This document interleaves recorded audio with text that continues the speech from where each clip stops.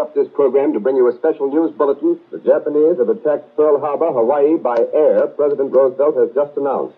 The attack also was made on all naval and military activities on the principal island of Oahu. It was a Sunday. I was 17 and a half years old. And on weekends, a lot of guys would show up to play basketball. There was a candy store across, we call it a candy store, it was across the street from the playground.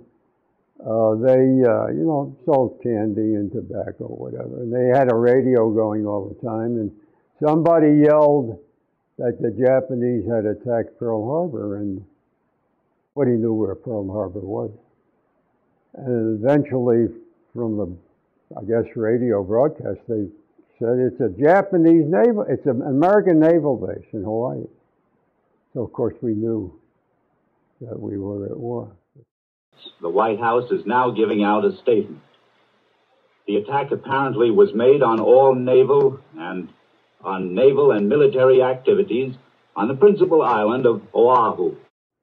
And one of the things that I'm proud of to this day is that, these were guys between 17 and 19 years of age that used to hang around on a weekend to play basketball. And almost all of them volunteered to go into the service.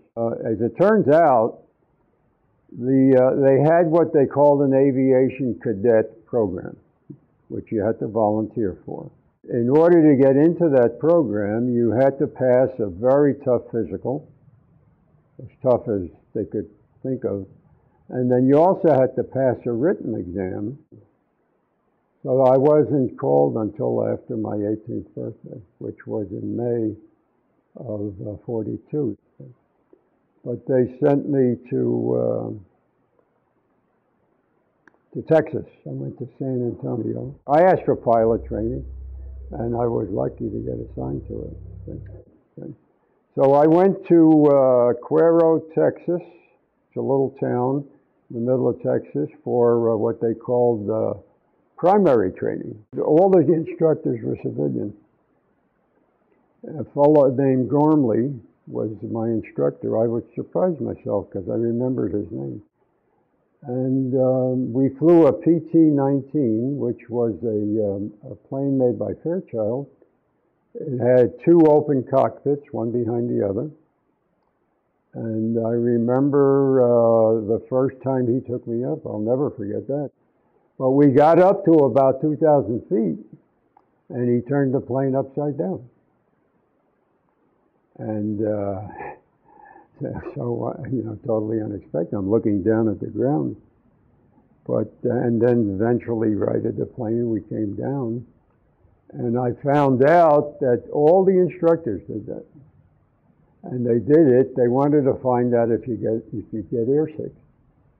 And if you got airsick, you were washed out. So you could see every once in a while they were cleaning out the back cockpit of one of the PT-19s. That lasted a couple of months. And then from there, I went to McAllen, Texas for advanced training, the final stop. We flew AT-6s made by North American. Pretty well-known plane. And it's pretty much the same, You just advanced into more It was there where I learned how to fly in formation. And I learned aerobatics, how to, make rolls and loops and stuff like that. You begin to think that you are special, which is healthy because you do have to have a lot of confidence in yourself. Without that, you really can't do the job. The last thing in the world in your mind is any fear that you can't handle the job. That's unacceptable. When you got your wings, when you graduated and became an officer, at that time, they asked you what you prefer to. Would you prefer to fly a bomber? Would you want to prefer fighter plane training? They also asked you which theater of operations you prefer to go to. But that was a little early for people to answer that question. I asked for a fighter plane pilot, and I was lucky. I was lucky. I got everything I ever asked for. And I went to San Bernardino, and the first fighter that I flew was a P-39, a Bell Airacobra. It was no longer being used in combat. It was a pretty unstable plane. It was a good plane for attacking targets on the ground, but as far as aerial combat, it stunk. I think everybody that ever flew one would tell you the same thing. So from there, I went to Chico, and they had a P-38 training program, and that's where you learn how to fly. That's you think you know how to fly, but when you when you get in a real fighter, it's a very complicated plane because it had two engines and a lot more to learn. And I remember that you have to pass a blindfold test.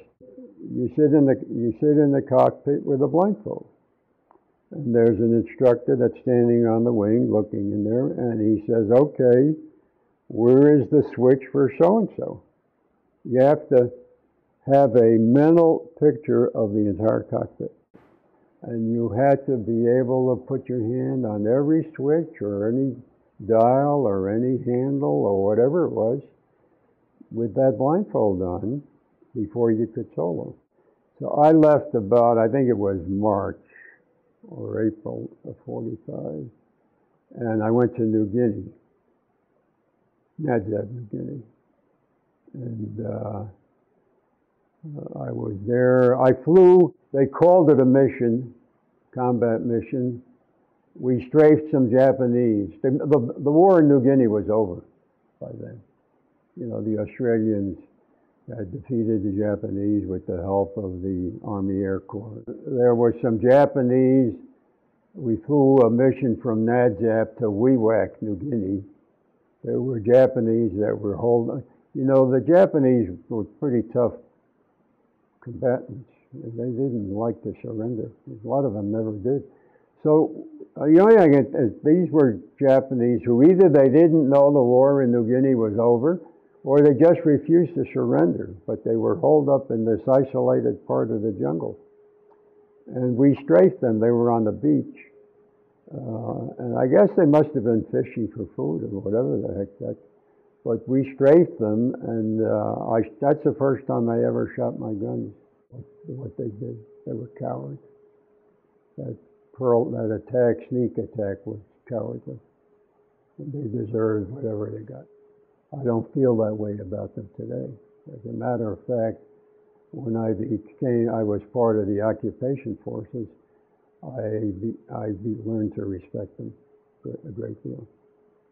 My attitude changed. But at that time, to answer your question, there was nothing but hatred. They deserved whatever they got. And then I was finally assigned to the 80th Fighter Squadron, Headhunters, who at that time were located, based in the Philippines. And I think I got there, I think it was like May of 45. And the war in the Philippines was almost over. Most of the missions, I didn't go on any missions, but most of the missions were supporting the infantry on the ground. They dropped napalm. The Japanese used snipers. They would have them up in the trees, and the infantry in heavy jungle had a really tough time advancing. So if you came in with napalm, you would it was no longer jungle. But anyway, the new assignment was to move the squadron up to Okinawa. The battle in Okinawa, which is probably the bloodiest battle of the war in the Pacific. So anyway, we finally arrived in Aishima, and by that time the war was almost over. It was in July of 45. The atomic bombs, the two bombs were dropped in August. But the Japanese didn't surrender until August 15th. So between the 9th and the 15th, there were still combat missions. The reason that sticks in my mind, or anyone that was in the squadron, because on August 12th was the last mission the squadron. The missions were all to Japan to prepare for the invasion. And so the missions that my squadron were assigned were destroying targets on the ground. But you could figure out, and you knew that you were preparing for the invasion. They told you that. They didn't tell you when it was going to be, but you knew. So you could figure, because the missions were either destroying bridges or destroying railroad infrastructure. The reason that the August 12th, that last mission, stays with everybody in the squadron is our CO got killed on that last mission. He was hit and went into the ocean. So his name was Bob Hockley. He was a hell of a nice guy, and that it was hard for everybody. And that the damn war's over. A lot of my most vivid experiences were part in the occupation of Japan. I was part of the occupation forces.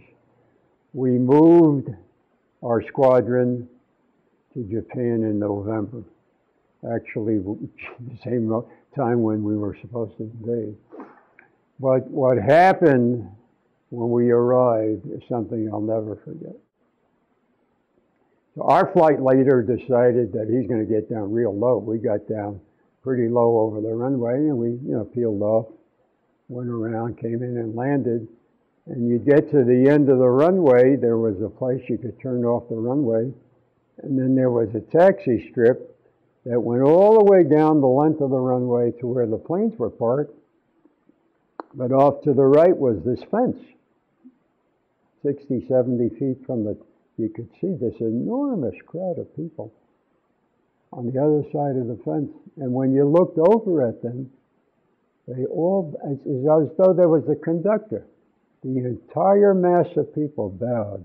You know, the Japanese tradition of respect and welcome.